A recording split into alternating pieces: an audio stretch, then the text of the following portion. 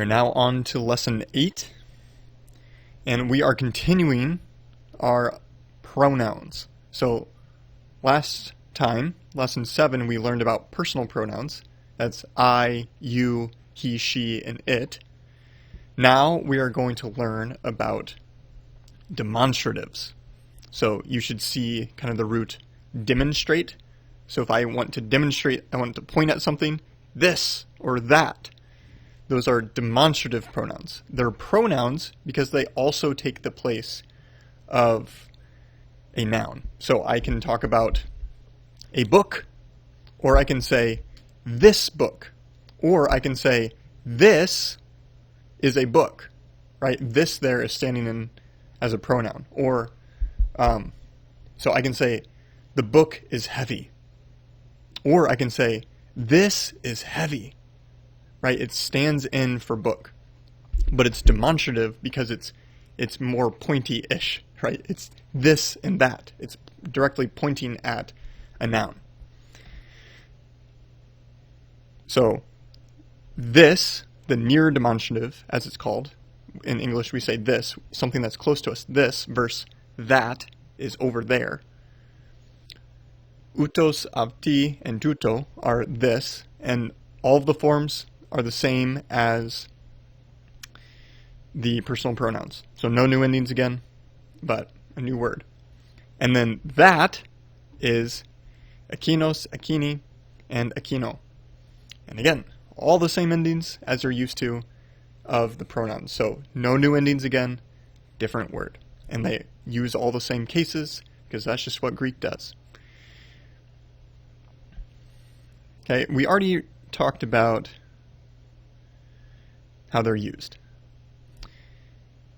We will get into, so something to notice here, and we'll talk about this a little more, is if I say right here, this stone, you'd expect it to be in an attributive position. So here you'd expect o utos lithos for this stone. You would think here, this is in the predicate position, the stone this. It looks like that should be this is the stone, or the stone is this. But this is a irregularity in Greek where utos and akinos are in the predicate position with the noun that it's modifying, but translate it like it's an attributive kind of. So this stone, rather than the stone is this. Okay? And then, now we're getting into some irregularities with aptos. So he, she, and it. Okay, so the first use of aptos, the one that we learned in lesson 7, is just the normal pronoun. So here, I teach him. Him is just standing in for a person. But we also know that you don't always need the pronoun. So sometimes the pronoun is there for the sake of emphasis. So it says here, I teach, but he does not hear or does not listen. So you don't need aptos here because you have akui, which tells you that it's third singular. So the aptos here perhaps is emphatic. And not every use of a extra pronoun will be emphatic. So you kind of have to, you learn it as you read more Greek, you start to feel it when they're using it emphatically. But often it is emphatic. The second use that you can do aptos, this is weird. This is different than anything we have in English, is you can put the pronoun in the predicate position. So let's just go up here. So aptos o anthropos. This, if it was standing alone as a sentence, would be translated as he is the man, or the man is he. But if this is one collection of words that's the subject of a verb, okay, so it's not standing on its own as a clause, if aptos is in, or the personal pronoun, it can be down here, avti or avti, it's used intensively. So we translate that with like a self, the man himself, the sister herself, the sons themselves. So it's emphasizing the subject. So that is when aptos is in the predicate position. When it's standing on its own, it's being used as a pronoun. When it's in the predicate position, it's being used intensively. When it's in the attributive position, let's go, where's it at? Here. It's in the attributive position, it's being used identically, or we would translate it as the same. So here we have o aptos logos. This isn't the he word, or it's not the it word.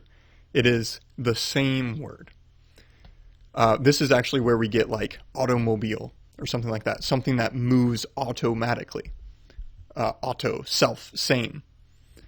So that's kind of the root of that. So the same word. Or here, the same word as well. This is the other way to do attributive. Article, noun, article, adjective. Okay. Here is a really helpful chart in Croy. So this kind of sums up everything that we know about adjectives or these positions that I keep talking about, attributive and predicate position. So when an adjective is in the attributive position, article, adjective, noun, or article, noun, article, adjective, we translate it like it's an attribute, the holy bread. If it's in the predicate position, adjective, article, noun, or article, noun, adjective, we translate it as a predicate. It's predicating something. The bread is holy. So adding that is. And so this would stand on its own in its own phrase or clause. That's how you would recognize it. And then we learned that the demonstratives, this and that, utos and ekinos, are in the predicate position, but we translate them in an attributive type of way, this bread, that bread. And then we have the two unusual uses of aptos, the intensive when it's in the predicate position, the bread itself, the identical when it's in the attributive, the same bread. And here the last one it has possessive, or that's just article, noun, and then plus the genitive. So his bread, or the bread of him. So this is a really helpful chart to make sure that you know this, especially for aptos, because those are unusual. Those aren't something that we're used to. Okay, and that's it. We hope you enjoyed this episode of the Bible Toolbox. All of the resources mentioned in this episode are posted on our website, thebiblettoolbox.com. There you can also find out more information on how to give and support us.